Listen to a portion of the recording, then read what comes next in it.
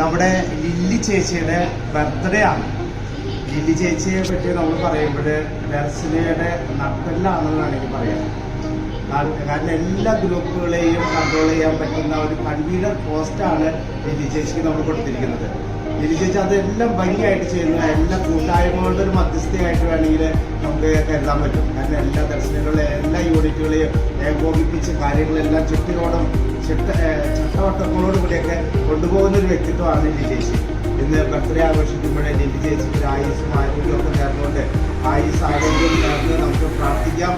തുടർന്നും ഒത്തിരി നല്ല കാര്യങ്ങൾ ചെയ്യുവാനായിട്ട് ലില്ലി ചേച്ചി അനുഗ്രഹിക്കട്ടെ എന്ന് പ്രാർത്ഥിക്കാം. ഓക്കെ.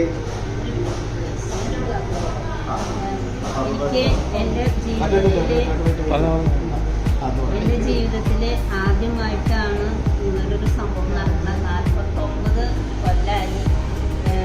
പക്ഷേ കേക്ക് മുറിച്ചിട്ടുണ്ട്. പക്ഷേ ഇങ്ങനെ സ്ഥാപനങ്ങളിലും അച്ഛന്മാരും 3 അച്ഛന്മാരും കൂടുതലായിട്ട് പത്തച്ഛനും സോമനച്ഛനും പുതിയത്തെ അച്ഛനും, അപ്പം 3 സ്ഥലത്ത് എനിക്ക് എത്തിച്ചേരാൻ സാധിച്ചു. ബർത്ത്ഡേക്ക് പ്രാർത്ഥന കിട്ടി.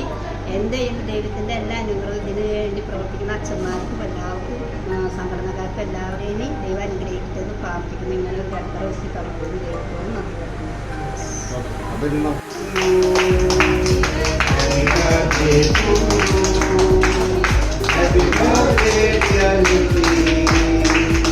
Happy birthday to you.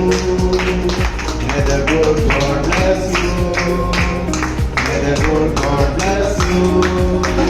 May the good God bless and guide you. Happy birthday to you. Thank you. Happy birthday. Thank you. Thank you.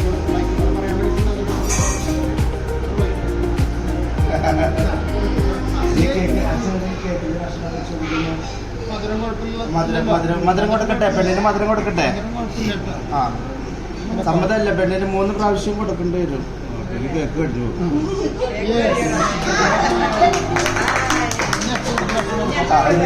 3 പ്രാവശ്യം അല്ലേ കൊടുക്കുന്നത്? 3 പേര് 3 പ്രാവശ്യം.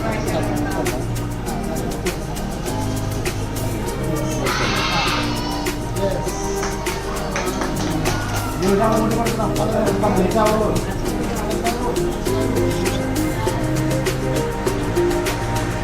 കൊടുക്കട്ടെ.